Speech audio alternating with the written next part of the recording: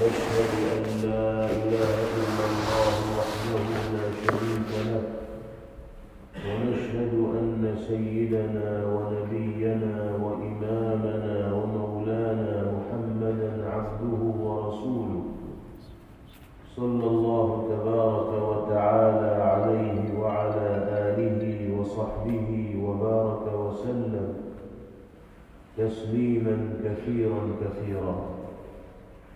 أما بعد، فقد قال رسول الله صلى الله عليه وسلم: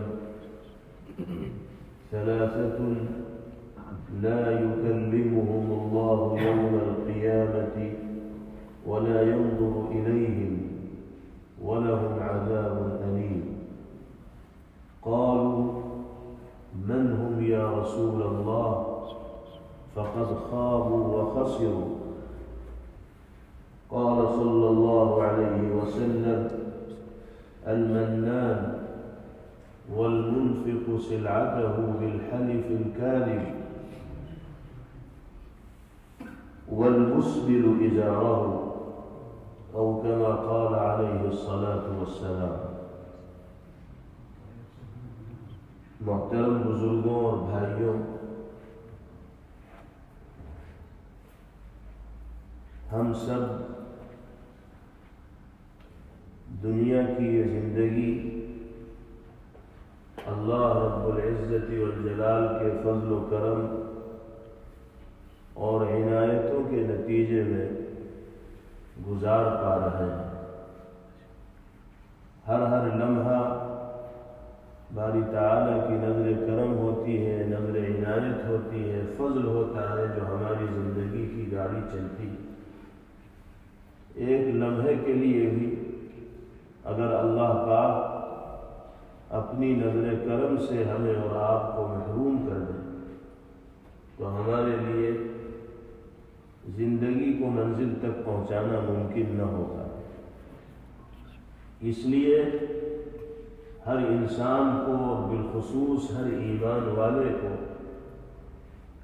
ان اعمال کو اختیار کرنے کی کوشش کرنی چاہیے جو اللہ کی رضا اور خوشنودی کے حصول کا ذریعہ بنتے ہیں، اور ان تمام اعمال بد سے بچنے کی کوشش کرنی چاہیے جو اللہ کے غضب اور غصے کو دعوت دینے والے اور اس کی نگاہ رحمت سے محروم کرنے والے ہوتے ہیں۔ بعض اچھے اعمال وہ ہیں کہ جو اللہ کی رحمت کو کھینچنے کا باعث اور ذریعہ بنتے ہیں، جن اعمال کو انجام دینے کے نتیجے میں رحمت الہیہ خاص طور پر انسانوں کی جانب متوجہ ہوتی ہے، اور یہ وہی اعمال ہیں کہ جن کی تاکید اللہ نے قرآن مقدس میں فرمائی یا پیغمبر علیہ السلام نے احادیث طیبہ میں فرمائی۔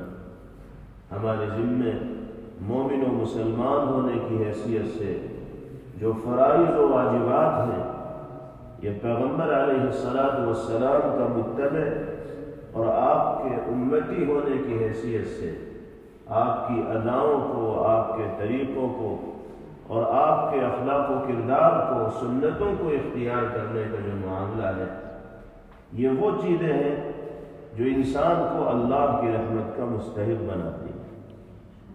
ہر ایمان والے کو ایسے اعمال کی انجام دہی کی فکر کرنی چاہیے کہ جس کے نتیجے میں اسے مالک کی رضا اور خوشنودی نصیب ہو، اور ہر اس برے عمل سے بچنا چاہیے جو اللہ کی نگاہ رحمت سے انسان کو محروم کر دیتا ہے۔ ابھی ہم نے آپ کے سامنے نبی کریم علیہ السلام کا جو ارشاد گرامی پڑھا ہے، اس میں پیغمبر علیہ السلام نے 3 ایسے اعمال بد کا تذکرہ فرمایا ہے کہ جن کو اختیار کرنے کے نتیجے میں انسان اللہ کی نگاہ رحمت سے محروم ہو جائے۔ گویا کہ سبق یہ دیا پیغمبر علیہ السلام نے کہ ان 3 برائیوں سے خاص طور پر تم بچ جاؤ اگر اللہ کی رضا اور خوشنودی چاہتے ہیں۔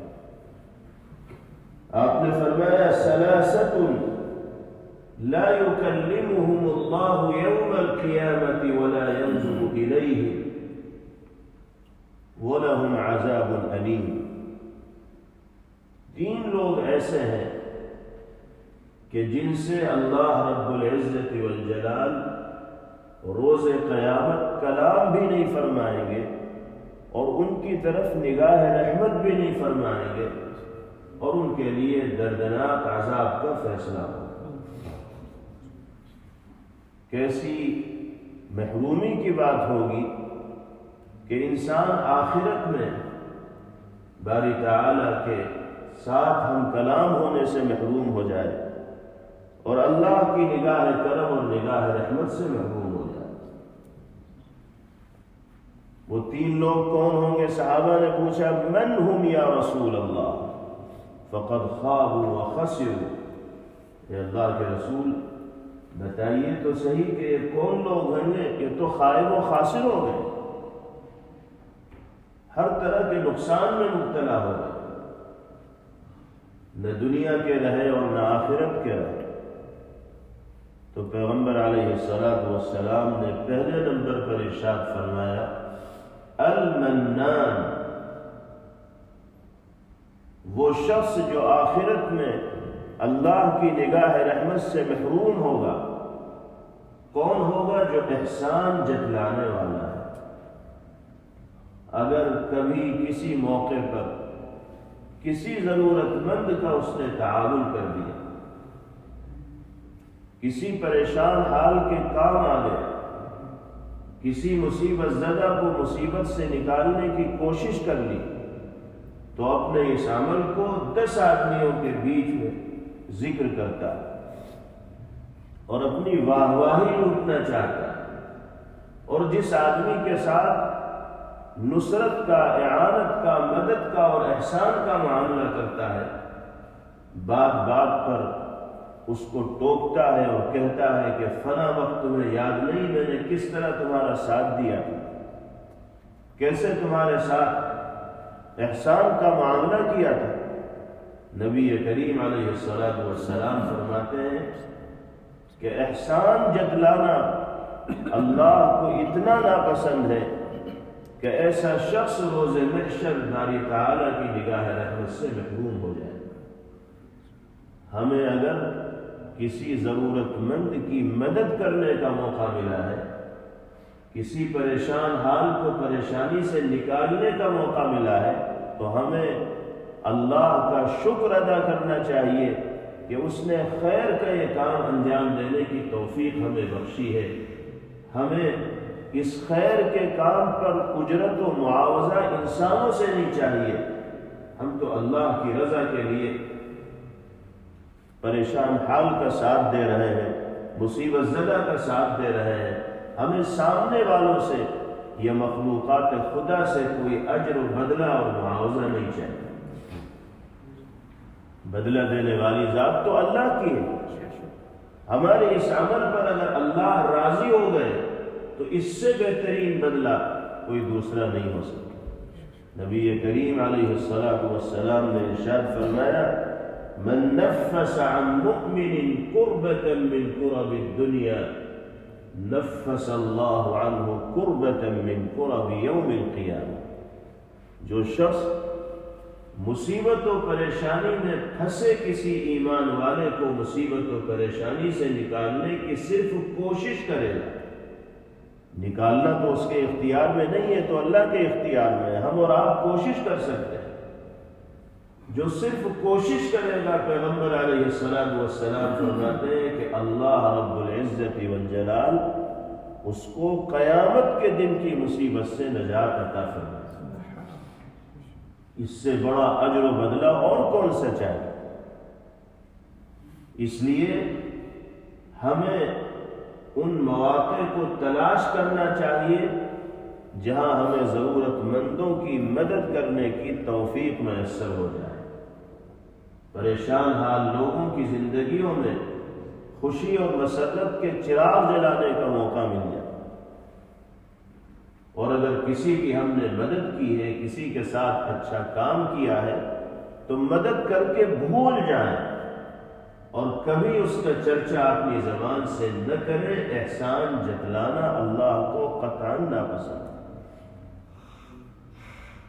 سب سے زیادہ حق تو احسان جتلانے کا اللہ رب العزت والجلال کو ہے، اس لیے کہ باری تعالیٰ کے جتنے احسانات ہیں اس کائنات میں پائی جانے والی مخلوقات پر ان کو شمار نہیں کیا جا سکتا، لیکن اللہ رب العزت والجلال کی عادت بھی احسان جتلانے کی نہیں ہے، حالانکہ اللہ کو حق ہے احسان جتلانے۔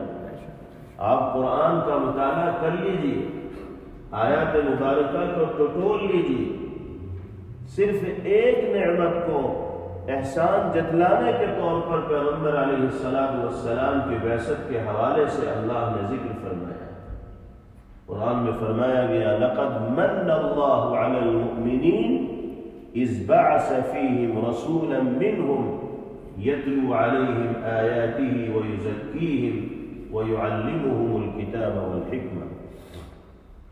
اللہ نے ایمان والوں پر احسان کیا کہ ان کے درمیان محمد عربی صلی اللہ علیہ وسلم کی شکل میں ایسا رسول بھیج دیا جو قرآنی آیات کی تلاوت کا سلیقہ ان کو سکھاتا ہے، کتاب و حکمت کی تعلیم ان کو دیتا ہے، اور ان کے قلوب کے تزکیے اور صفائی کا کام کرتا ہے۔ نبی کریم علیہ السلام کی بعثت کو تو اللہ نے احسان جتلانے کے طور پر ذکر کرنا، اس کے علاوہ کسی اور نعمت کا تذکرہ اس انداز میں اللہ پاک نے نہیں فرمایا۔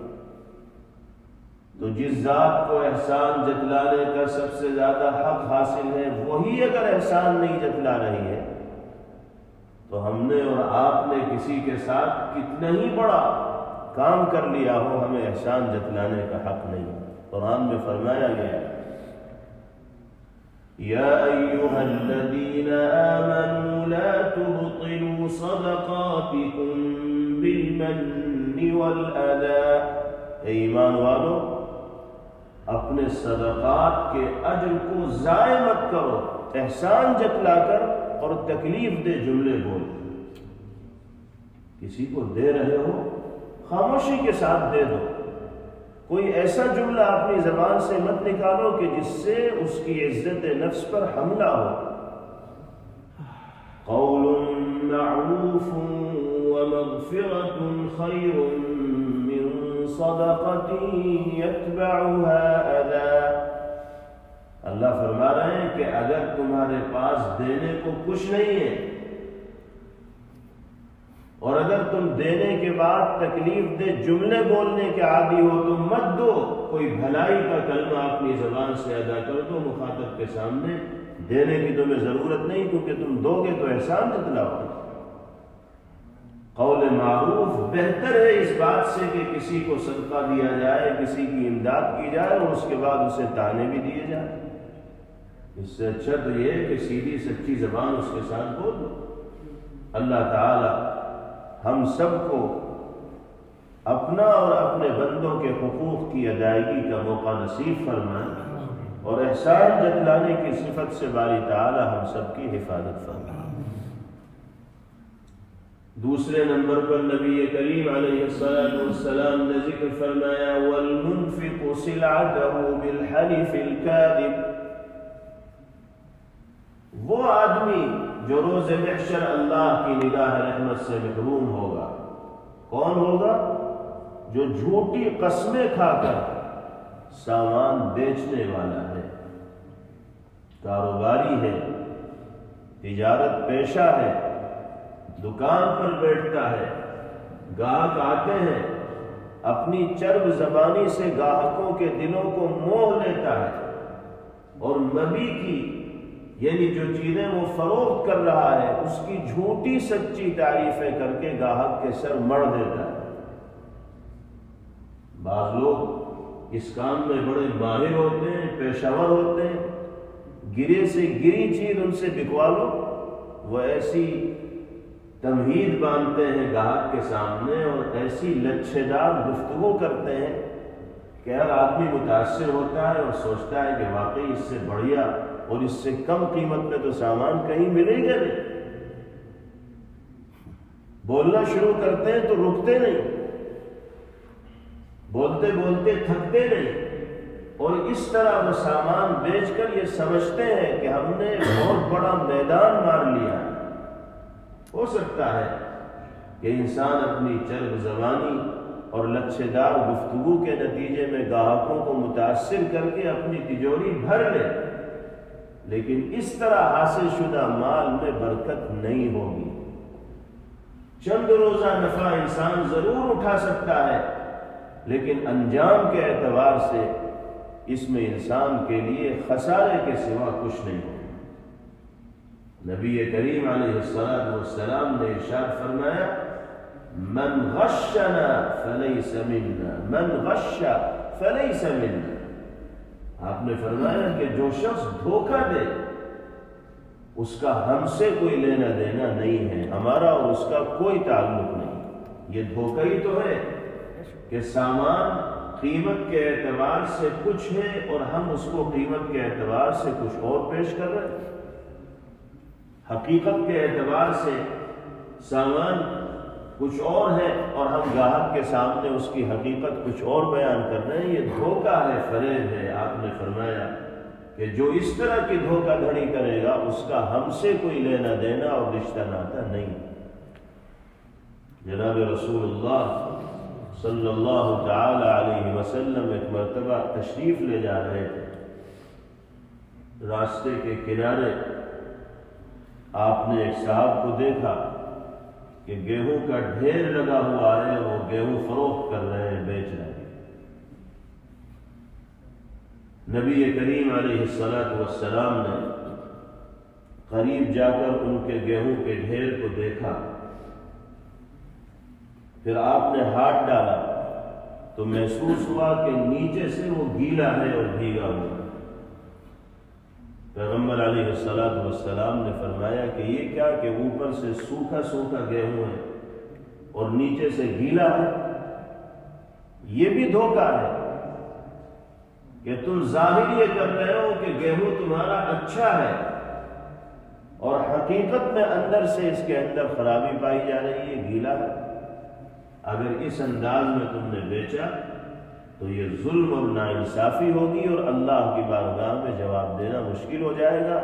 گاہک آئے تو ہاتھ ڈال کر بتا دو کہ بھئی یہ صورتحال ہے، گیہوں کی اوپر سے ایسا ہے، نیچے سے ایسا ہے، اور یہ قیمت میں نے متعین کی ہے، تم لینا چاہو لے لو، پسند آئے تو لے لو، نہ پسند آئے تو چلے جاؤ۔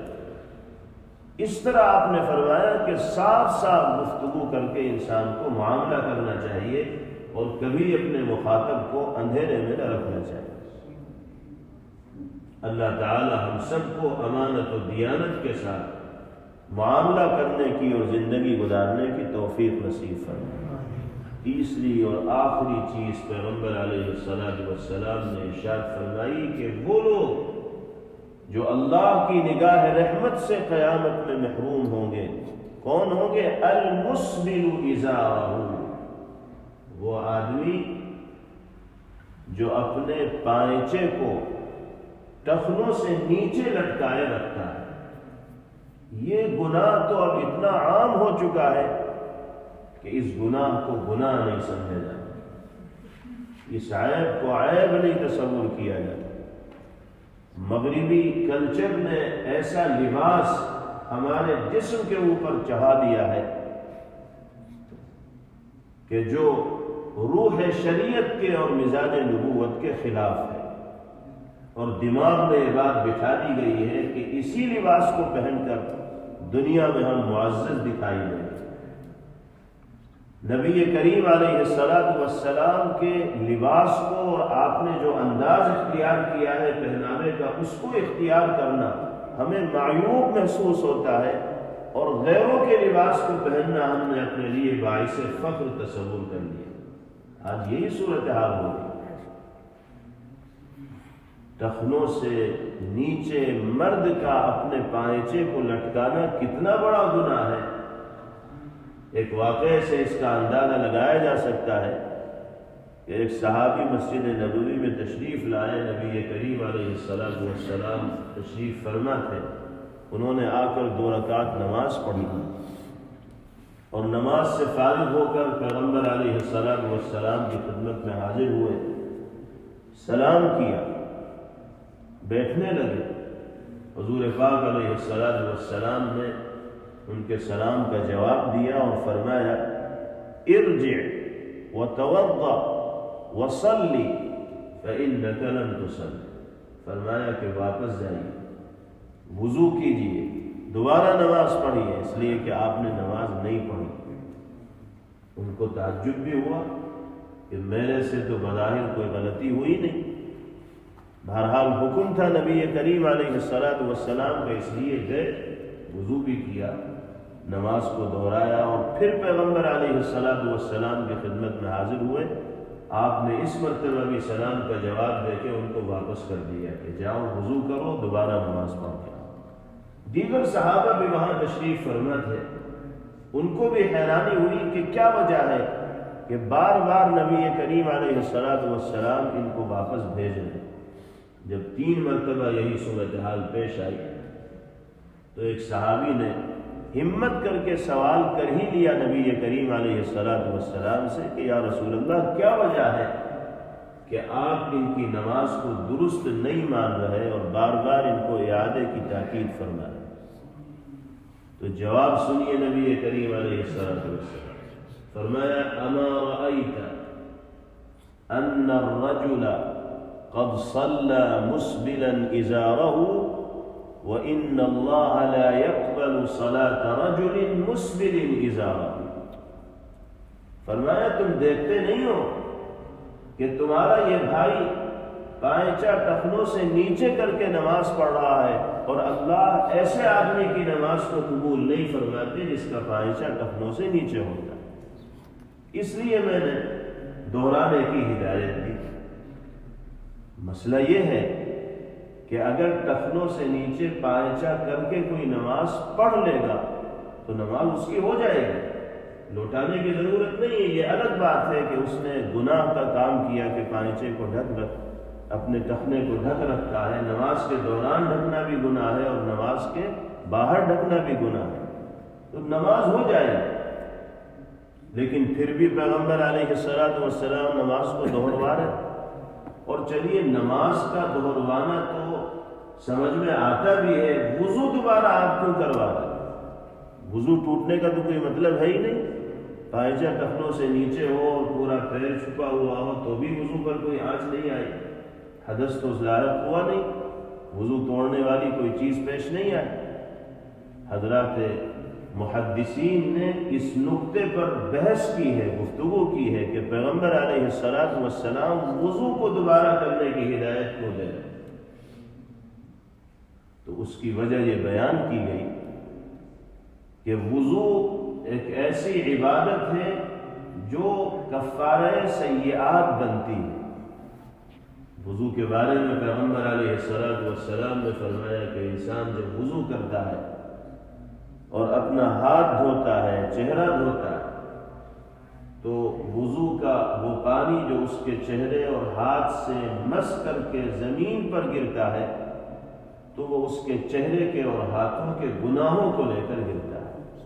وضو کے پانی کے ذریعے گناہ جھڑ جاتے ہیں، چونکہ وضو کفارہ سیئات بنتا ہے، اس لیے نبی کریم علیہ السلام نے ان پر شفقت فرماتے ہوئے یہ حکم دیا کہ تم وضو بھی دوبارہ کر لو تاکہ پائچہ ٹخنوں سے نیچے کرنے کی وجہ سے جو گناہ ہوا ہو، ممکن ہے کہ اللہ وضو کے اعادے کی برکت سے اس گناہ کو ظاہر فرما دے، دور فرما دے۔ اور نماز کو لوٹانے کا حکم آپ نے صرف تنبیہاً دیا، ورنہ مسئلے کی روح سے نماز لوٹانے کی ضرورت نہیں تھی۔ آپ یہ بتانا چاہتے تھے کہ یہ عمل اتنا شنیع و قبیح ہے کہ مسلمان کو یہ عمل اختیار نہ کرنا چاہیے۔ عمل کی شناعت کو دل میں بٹھانے کے لیے آپ نے اعادہ صلاۃ کا حکم دیا اور تکرار وضو کا حکم دیا۔ بہرحال یہ 3 چیزیں پیغمبر علیہ السلام نے اس حدیث پاک میں بیان فرمائی ہیں اور اس کے ذریعے امت کو یہ سبق دیا ہے کہ اگر اللہ کے محبوب و مقرب بن کر جینا چاہتے ہو، زندگی گزارنا چاہتے ہو، تو ایسے تمام اعمال سے بچنا ہوگا جو اللہ کے غضب اور غصے کا باعث و ذریعہ بنتے ہیں اور اللہ کی نگاہ رحمت سے محرومی کا ذریعہ بنتے ہیں۔ اللہ تعالی ہم سب کو اپنی اطاعت و فرمانبرداری کی توفیق نصیب فرمائیں اور ہر طرح کے اعمال بد سے باری تعالی ہماری حفاظت فرمائیں۔ وآخر دعوانا ان الحمد للہ رب العالمین۔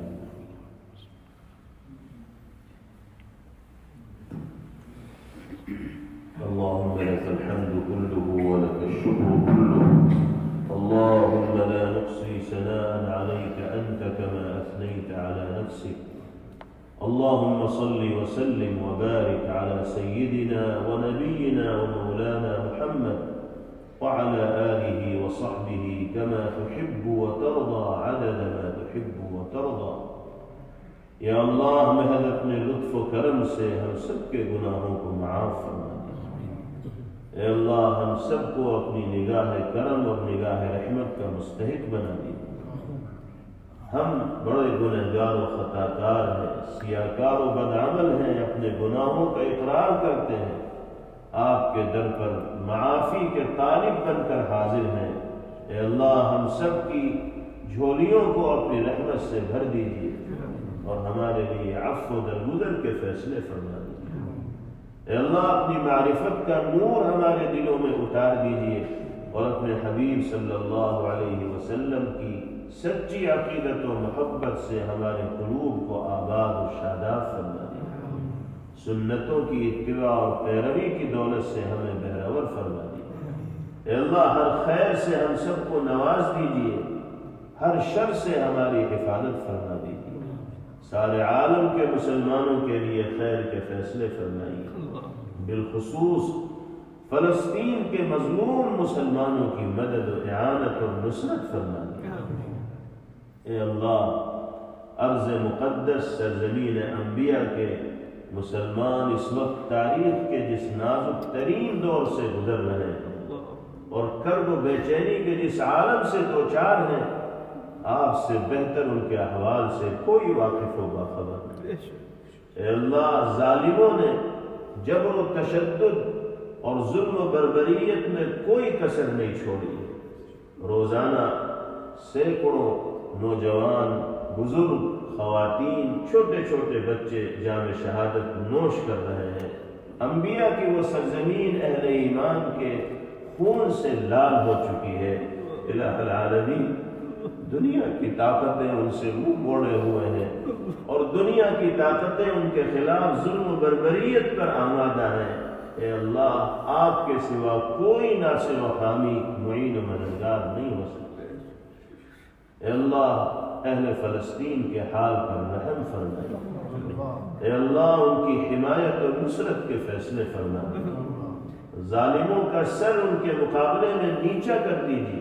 اے اللہ ظالموں کو شکست سے ہمکنار فرما دیجیے، ان کی کمر توڑ دیجیے، ان کے ناپاک وجود سے اس پاک سرزمین کو پاک فرما دیجیے۔ اے اللہ مسجد اقصی کو یہودیوں کے چنگل سے آزاد فرما دیجیے۔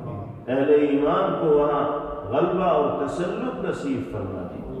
اے اللہ ہماری بدعمالیوں کی وجہ سے ہمیں آزمائش و امتحان میں مبتلا نہ فرمائیے، ہر طرح کے خیر سے ہمیں نواز دیجیے۔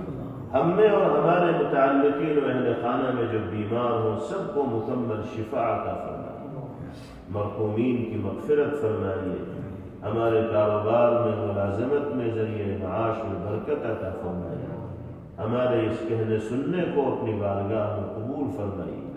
اللہم ربنا آتنا فی الدنیا حسنہ وفی الآخرة حسنة وقنا عذاب النار وصلى الله وسلم وبارك عليه وعلى آله وصحبه أجمعين برحمتك يا أرحم الراحمين.